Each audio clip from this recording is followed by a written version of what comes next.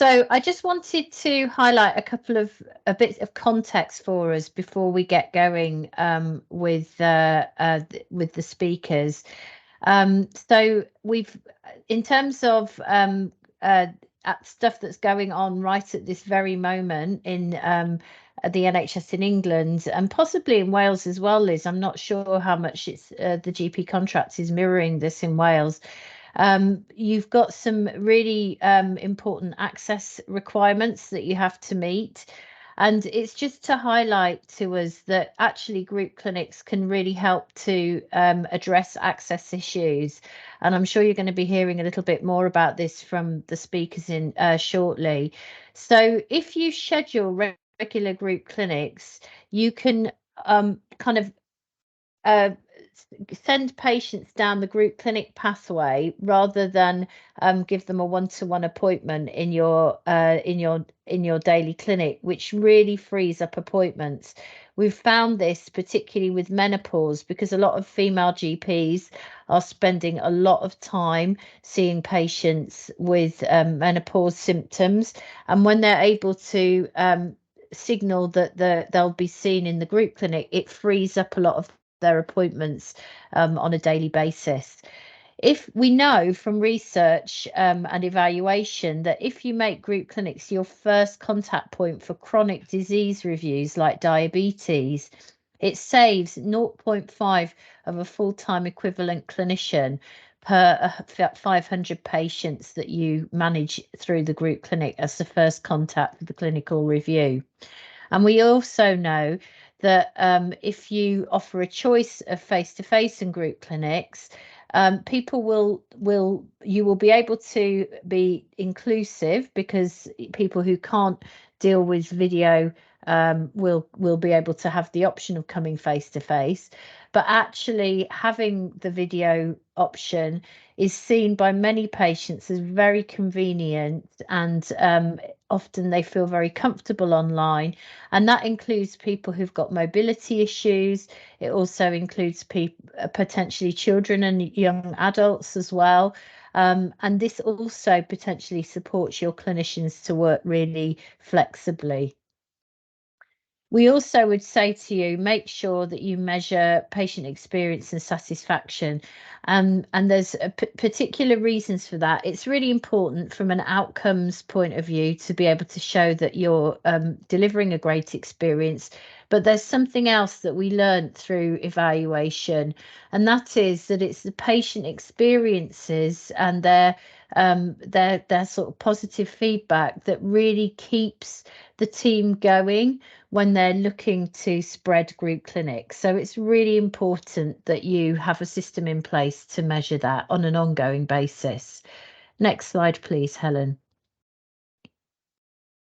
So what we know is that all over the NHS, we're under huge pressure and there's very limited headspace for change.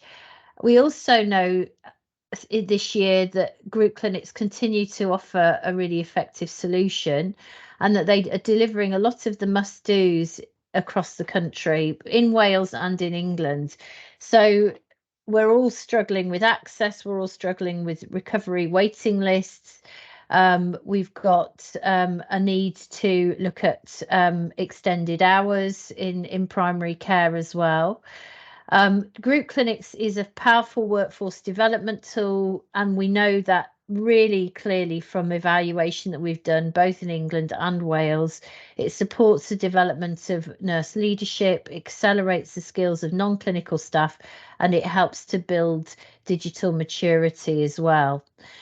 We also have really good data from the evidence that now that it supports retention by restoring the joy to practice, and it also supports flexible working. And this could be particularly important for nurses who are key to the delivery of chronic disease management. And if our workforce, particularly our clinicians, are experiencing menopause in England, NHS England has actually committed to offering flexible working opportunities for anyone who is going through the menopause journey.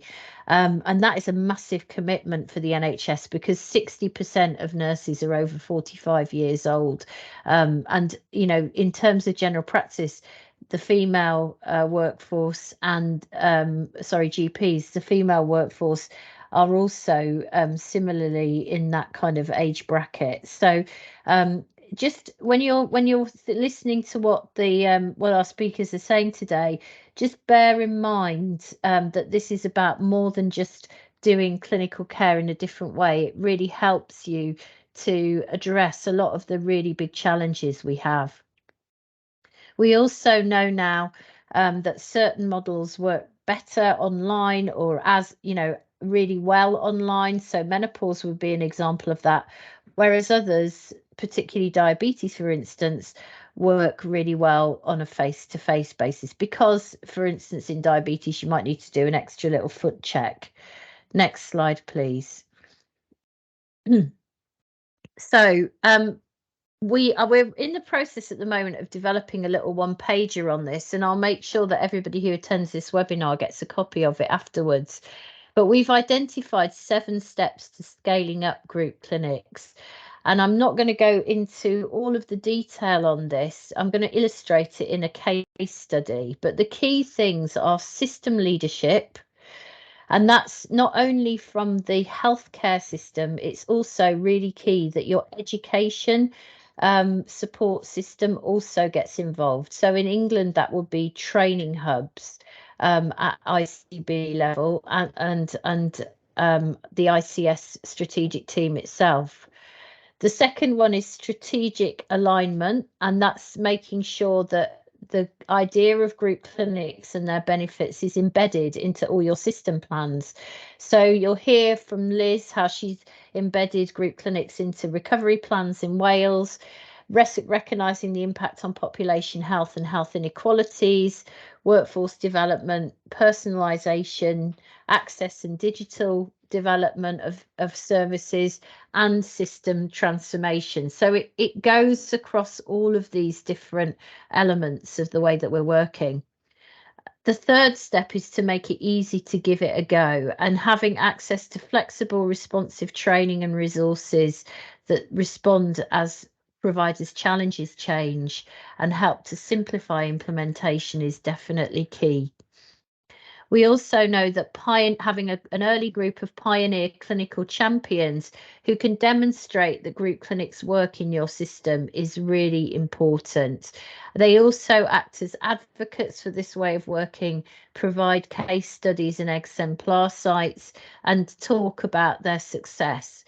And they are followed in the spread model by early adopters who normalise group clinics by becoming a hub for this way of working within their organisation that proves to other people that this is possible.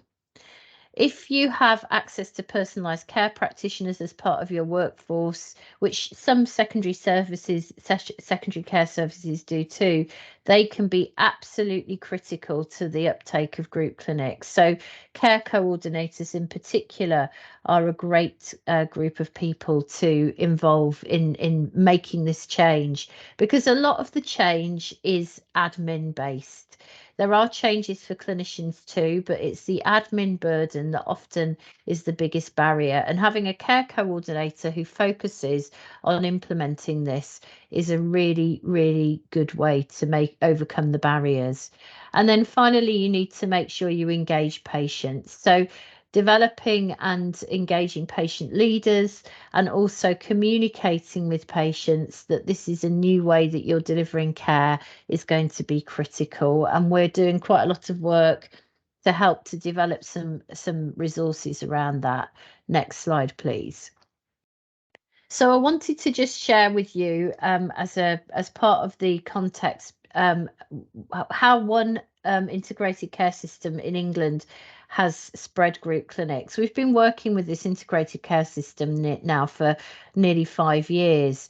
And their first step was to train in the first instance 6 and then another 5 teams in how to deliver face-to-face group clinics.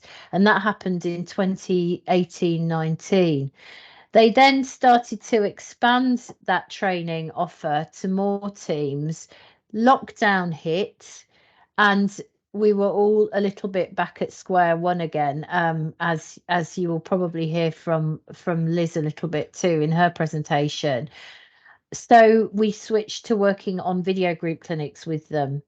And now they have caught up and overtaken the number of teams that have been trained. So they've trained 76 of their practices since 2018. And I want to put this in the context for you of the innovation adoption cycle. So next slide, please. So this is a very well known way of looking at innovation. And what we can see here is how innovation adoption happens in most parts of life, actually. So we start with our our innovators, we move to our early adopters and into the early majority. And in the NHS, it's recognised that this innovation adoption cycle usually takes around about 10 years when it's successful. But actually, the NHS, as you may know, is not necessarily very good at adopting innovations, and often they don't spread very well. So how does that kind of framework compare with what Bob did? Next slide, please. So if you look, so we have primary care networks, which are equivalents to clusters in Wales.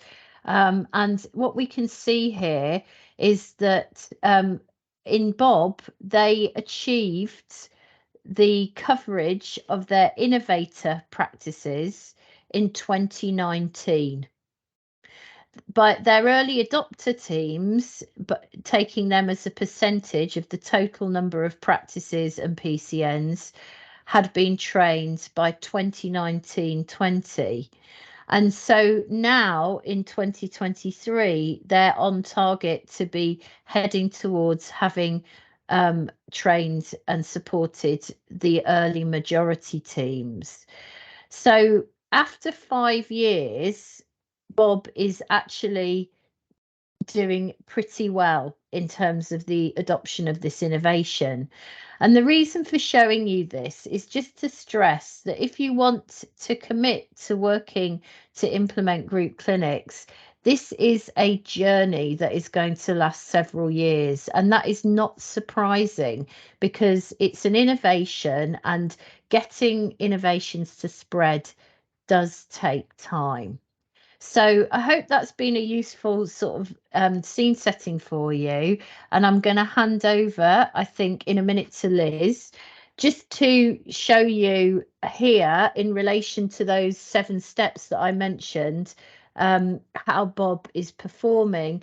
The key thing for you to notice here is, if you think of this as like a little mini audit, that the ones that they have absolutely nailed are health system and health education system leadership, clinical champions creating local exemplars and case studies, making it easy to give group clinics a go. Those are the ones that they've had in place for the whole time.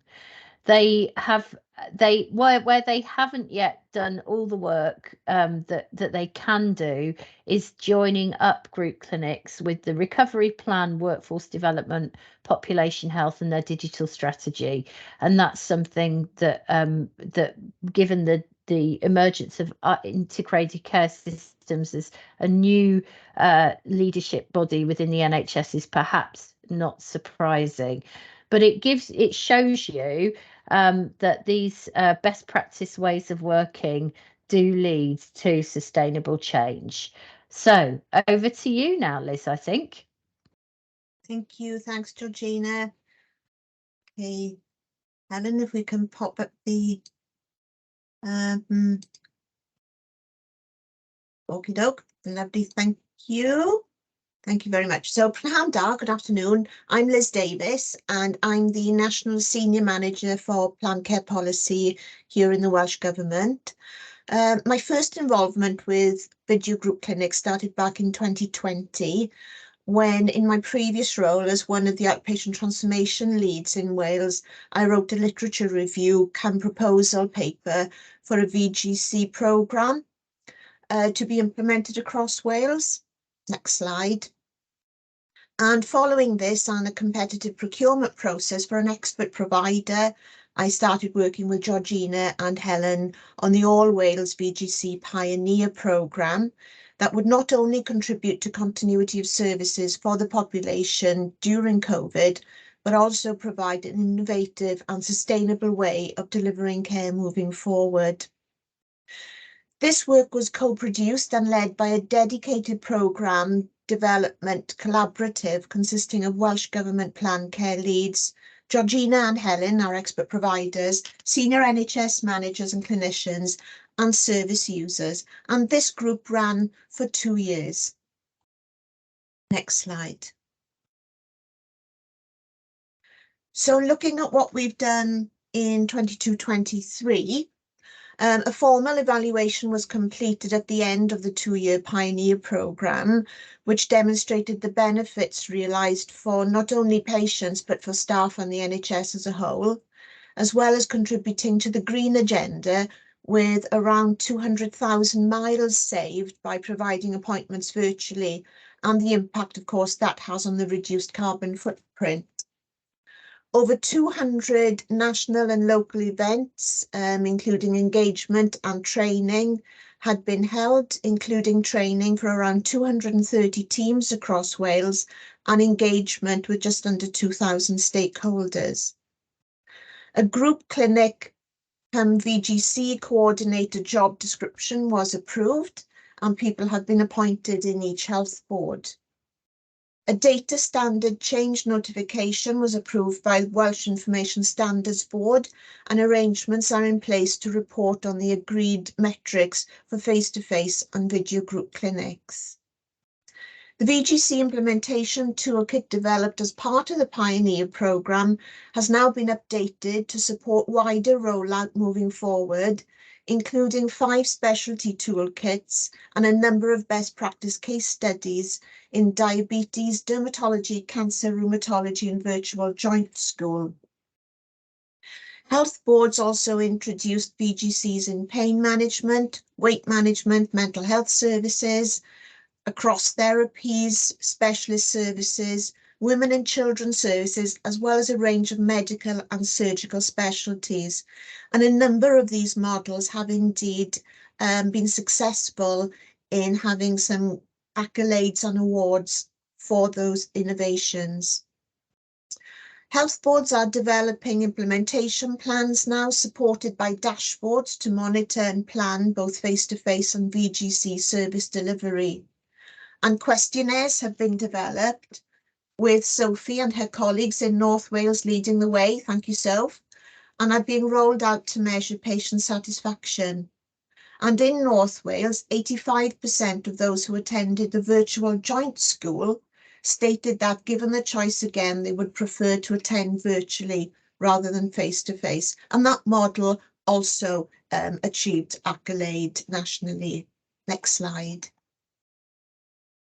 So what are our next steps? So our next steps will involve the spread and scale of video group clinics and virtual joint and surgery schools across Wales, and embedding the model as BAU, business as usual. Next slide.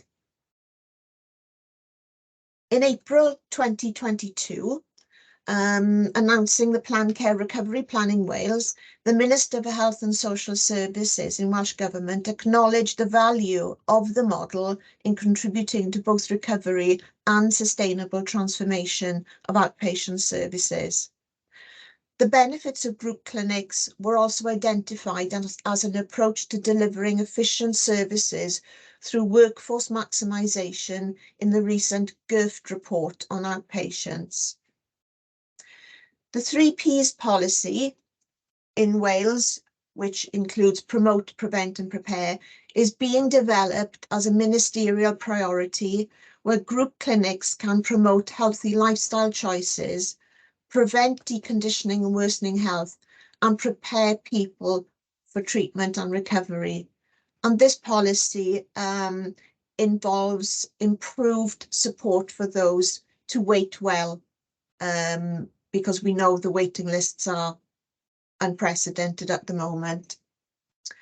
The outpatient strategy 2023-26 sets out targets for the spread and scale of VGCs across Wales.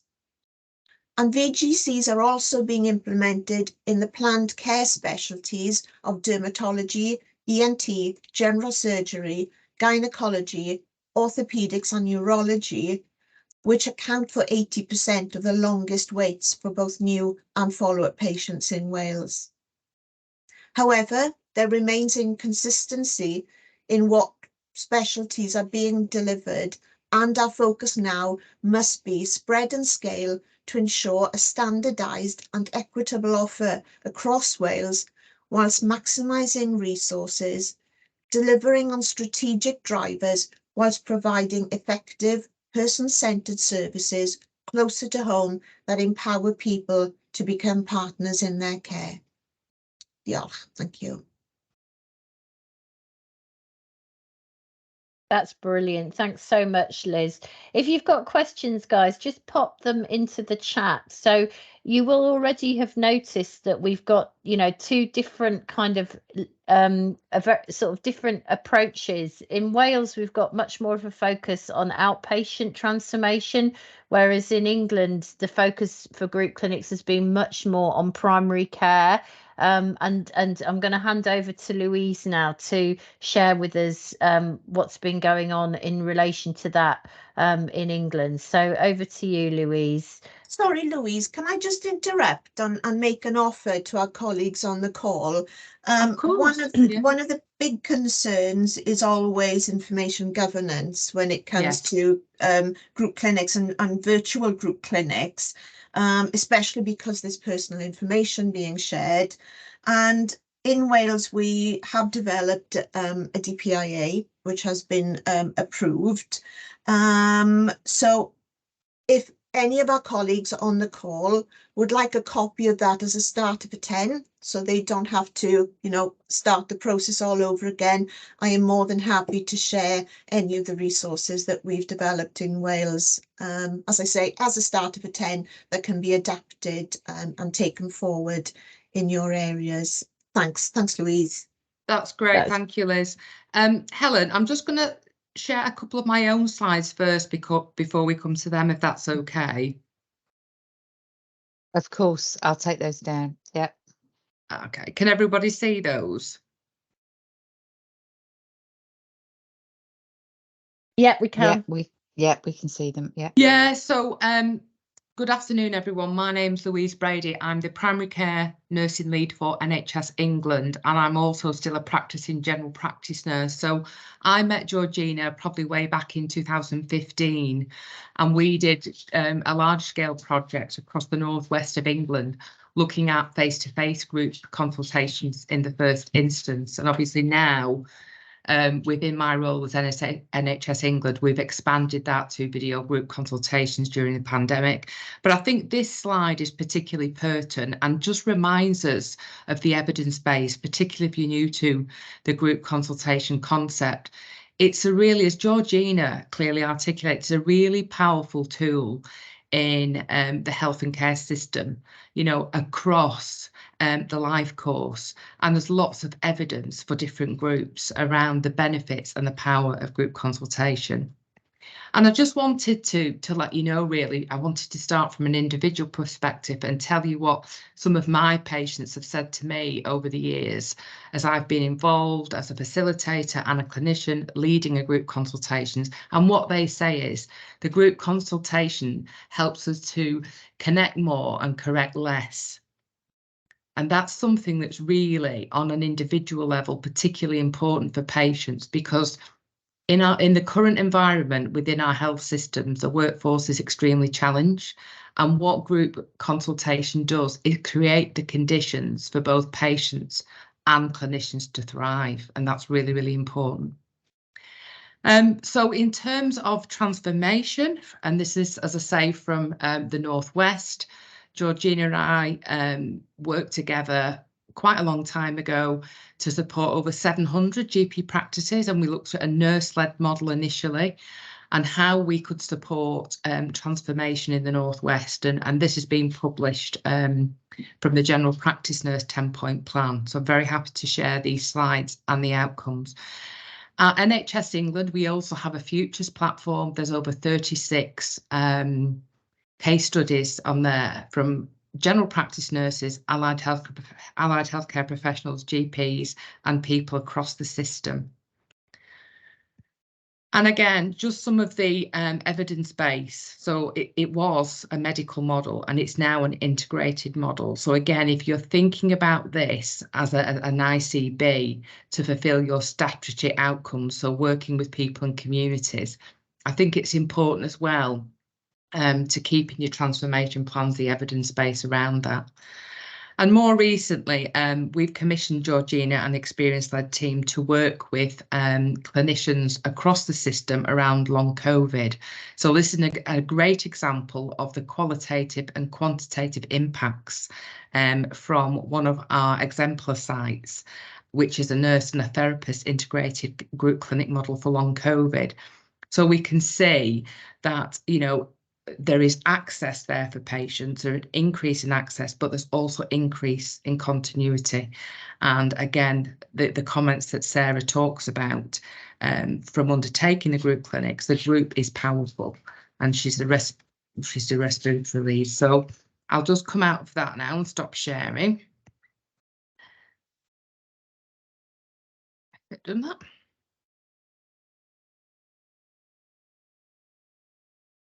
Okay, Louise, I'll just have to get the slides back up. Yeah. Okay. Sorry, you carry on, sorry. No, it's okay.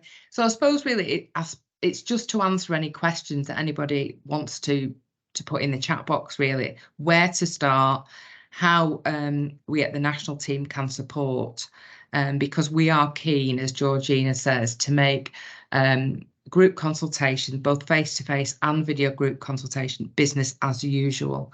And as I say, there are great drivers, but we need the systems to join up. So if you work in an integrated care board, you are bound by the statutory guidance of working with people and communities.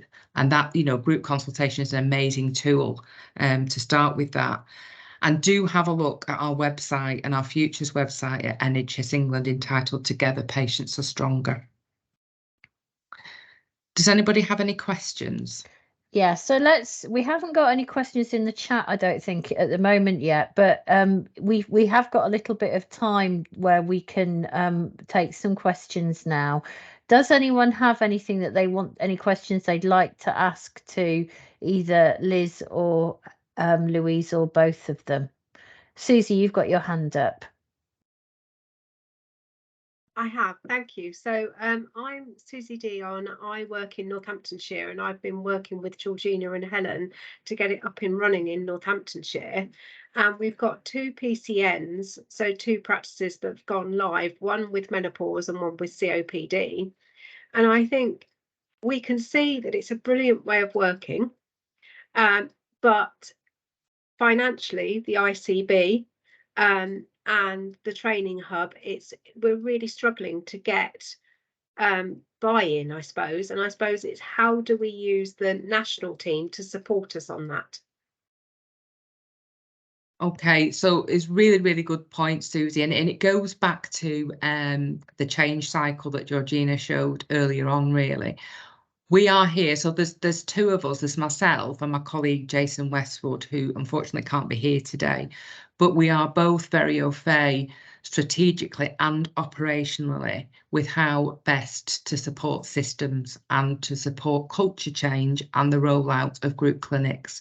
So we would be happy to come and speak to your clinical leaders, present some of the evidence, present some of the case studies, and really offer that support. I have, on an individual basis as well, been out to systems on the ground, to GP practices in clinic, just to give people confidence, because when you're doing something new, it does feel quite daunting, doesn't it, initially, against the current backdrop of waiting lists and workforce challenges. But we are happy to support both physically and strategically, if that makes sense. I think the other thing is, Susie, that, you know, what it feels like we have to be fair, we've discussed this, haven't we, Louise? What's missing at the moment is that sort of direction down to ICSs to say this is a good idea and you should be incorporating it.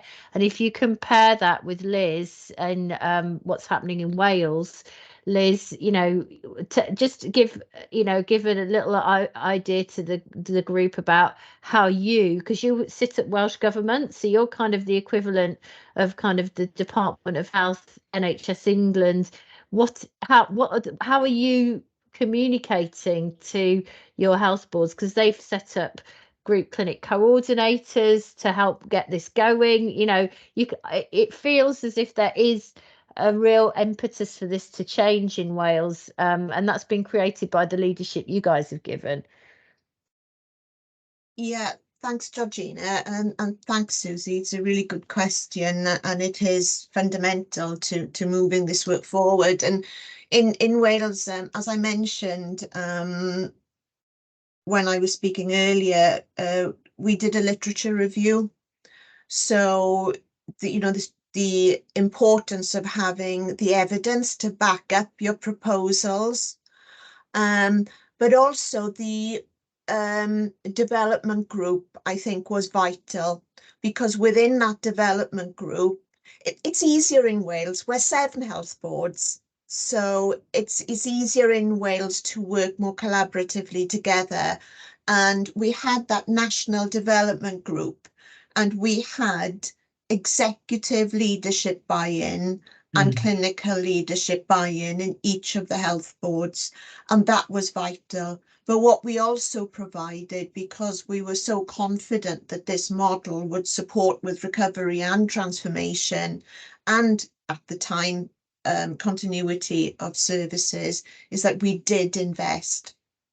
So we did invest in the model. We invested in designing and piloting the model and evaluating it. And we also provided outpatient transformation funding monies to each of the health boards to set up their systems and processes and coordinators and leads within the health boards. So you have to have that buy-in, that leadership, that senior leadership, and someone to drive it forward and commit to it. Yeah, and if you saw those sort of 7 steps that I talked about, Susie, I've actually created a sort of almost a self-audit that you can do using those 7 steps. And my suggestion would be, you know, that it's ironic because I was actually going to send you an email and say, what are we going to do to try and get this embedded in Northamptonshire? You're on my list. You'll probably get that email later today. And because you've done the hard work of getting the pioneers, that's a really tough first step. But look at that Bob journey and what's happened in Bob over the last 5 years. You're in year 1 of that, if you like. But so the next step is to get it spread further, and that leadership and the integration with your strategic thinking around workforce personalization, etc. That is the next step, really, isn't it? So I think it's really amazing, Louise, for you to make that offer as well to work with Susie. I think it would really benefit to have yourself or Jason come and talk to some key people at the ICB. So I think we could easily take that up. So anyone else out there who wants some help and support, you know, note, and if we've got any more questions, do you know, pop your hand up or just unmute and ask the questions, because we've still got another 5 minutes or so.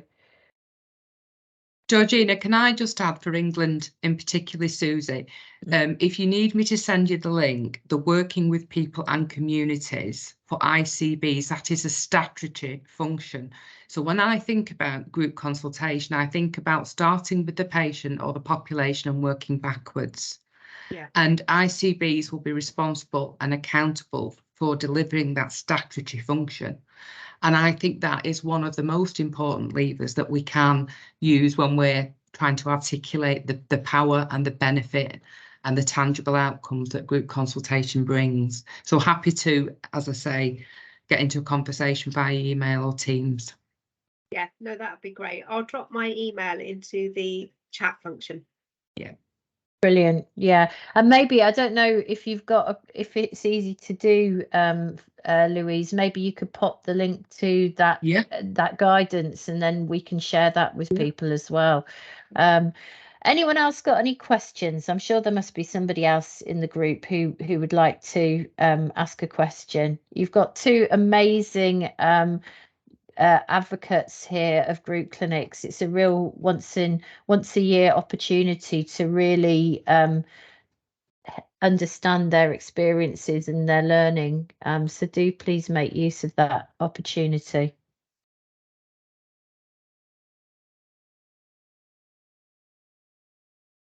No more questions are coming through at the moment. Okay, so I mean, let's just bring the session to a close with just a sort of perhaps a kind of a last word. So if I can come to you, Liz, first, you know, what if you had to sort of give advice to the system leaders that are on the call today about how to make progress with group clinics, what would be your kind of, you know, elevator pitch to them? What would you say to them as your biggest learning and your biggest suggestion and advice? Dedicated resource to drive innovation and to drive the model. We wouldn't have been able to do it without you and Helen as those expert providers, but also we wouldn't have been able to do it if we didn't have such senior commitment to moving this forward from the minister down. The investment, because it's investment to save after all, when you realise all the benefits, it's in the great scheme of things and the money that's, you know, being invested in the NHS, it was a small amount for some really big returns, but that dedicated resource in the development group and the clinical and managerial commitment and leadership within the health boards, that was vital, that was key. Yeah, absolutely. And same question to you, Louise. What would be, you know, thinking about 23, 24, what would be your advice to those who are seeking to embed, you know, champion and seek and embed this in their areas? So for clinicians, first of all, we need to think about what matters to our patients. So we get obviously questions all the time around what patients say they want an appointment, and what they really want is time with a clinician that they trust. So at the very, very fundamental level, this is really important given the workforce challenges. From a strategic and system level, I agree with Liz completely. What we need to do is get executive leaders, board leaders, and system leaders to understand how group consultation can be used to transform lives. And that's quite a difficult challenge because people are juggling different work streams and large transformation plans. But this is something that touches every profession. It touches the lives of patients, and we can't ignore it. It's a really, really important tool. Thank you.